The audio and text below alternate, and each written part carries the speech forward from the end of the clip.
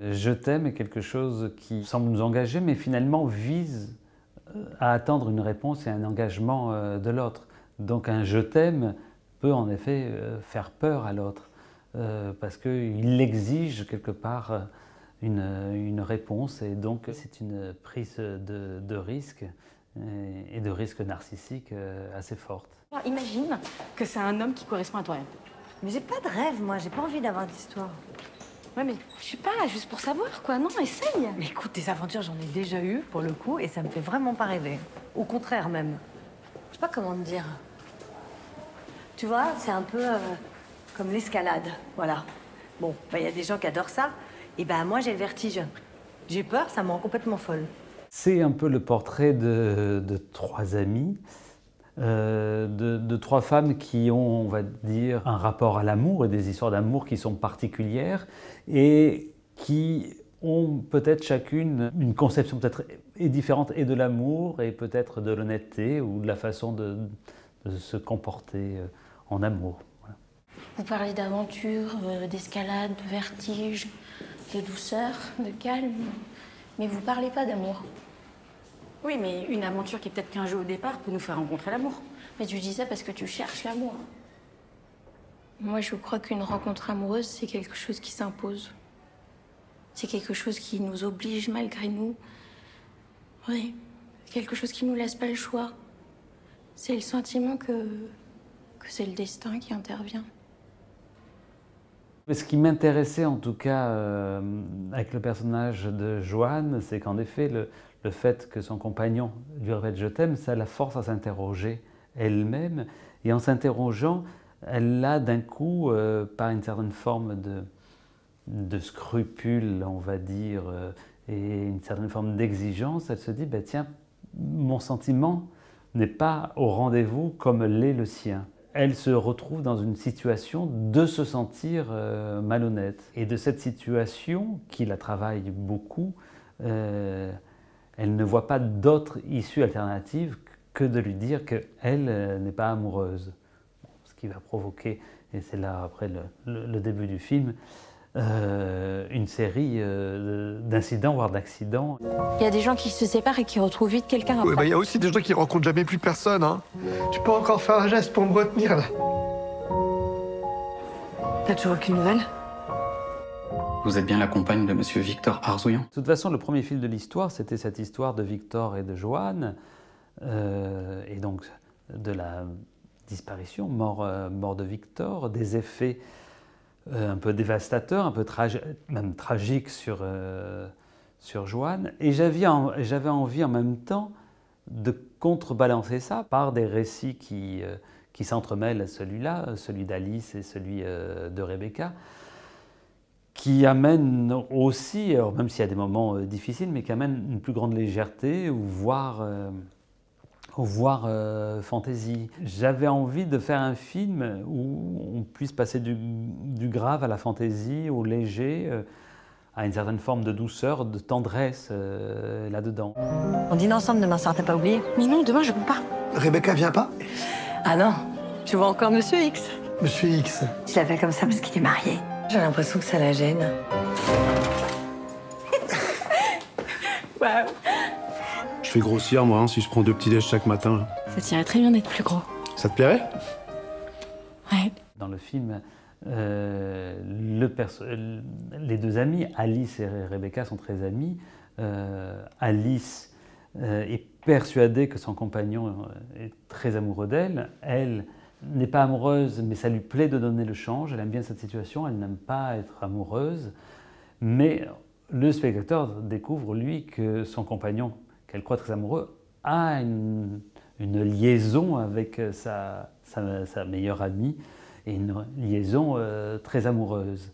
Et sa meilleure amie, évidemment, lui ment. Mais qui a raison quelque part dans l'histoire, qui est moralement... voilà, est-ce que c'est Alice parce qu'elle ne dit pas la vérité, elle n'est pas vraiment amoureuse, mais elle est bien avec lui? Ou l'autre de ne pas le dire à son ami? Je trouve, voilà, les choses ne sont pas facilement aussi décidables que ça. Tu crois pas que c'est... Que c'est quoi? que c'est... comment dire... de l'amour? Non, je crois pas. Et toi? Non. Je sais pas, enfin, je me pose la question, je dis ça comme ça. Quand on sait pas, eh ben, il faut envisager toutes les éventualités. Et puis, c'est vrai qu'on s'entend bien tous les deux, non? Oui, mais c'est de l'amitié. Oui, oui, tu as raison.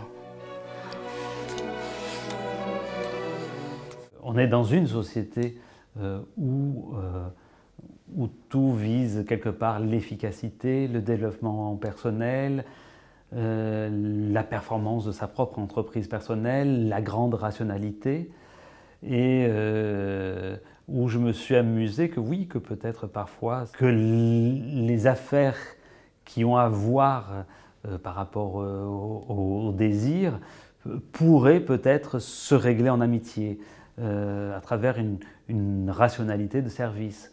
C'est quelque chose qui m'amusait pour interroger notre usage lié aux relations sexuelles, de désacraliser la chose pour presque en saisir les aspects qui peuvent être sacrés. Donc c'est une façon un peu détournée d'en interroger notre rapport et nos usages. Voilà. Est-ce que tu envisagerais de quitter Sandra pour elle? Non, mais je me pose des questions. Et cette fille te plaît tant que ça? Ouais. Mais si je trompe Sandra, je la trompe elle aussi. Je trouve pas la solution. Et si je me dis que je dois l'oublier, j'ai le sentiment d'être résigné. Mais c'est pas beau de rester avec Sandra par résignation, non? Oui. Oui ou non? Oui, est-ce que tu dis? Qu'est-ce que je dis? Non à la résignation. Et qu'est-ce que t'en dis? Je dis oui. Enfin, non. Enfin, tu m'as compris. Non. Quand on est sur le point de céder à ses désirs, on est hanté par la littérature, on est hanté par les films et on est hanté par les histoires autour de nous. Et on est hanté par les histoires des personnes qui ont cédé, ça veut dire qui se sont permises, avec toutes les bonnes raisons qui les accompagnent. On ne peut que le comprendre et on est hanté par les histoires des personnes qui, pour d'autres raisons, se sont retenues aussi. Et qu'est-ce qui va dans la balance faire qu'on va céder ou ne pas céder?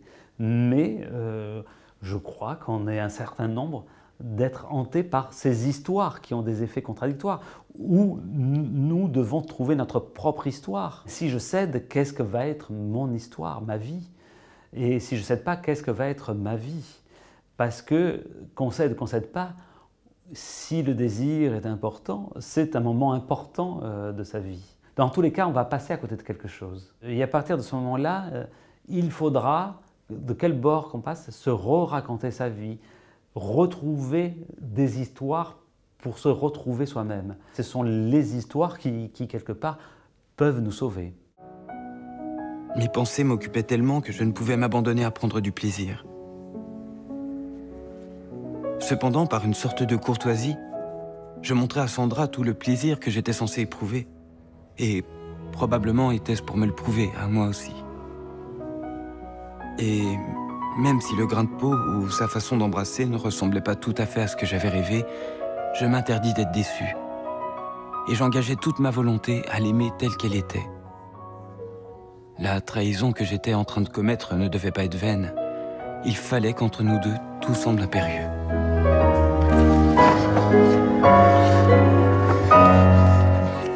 Nous, ce qui nous intéresse en tant que spectateurs, c'est de suivre le désir d'un personnage. Le suspense, c'est savoir si le désir du personnage sera satisfait.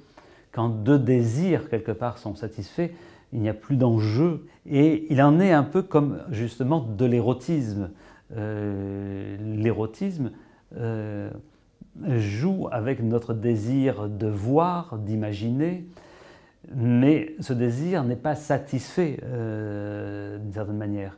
On joue avec le désir de celui qui aimerait voir quelque part davantage. Le cinéma a à voir avec ça. Quand un film est fini, chaque spectateur a fait son propre film et il l'a fait en entrelaçant son propre imaginaire, sa propre intimité, ses propres images avec celles du film.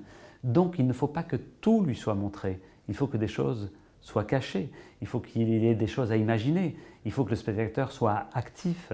Et donc le jeu et le travail metteur en scène est de susciter l'imagination en permanence du spectateur. Croque nippon, pas mal, hein. Pain de mie japonais, saumon fumé d'Écosse, béchamel au nori,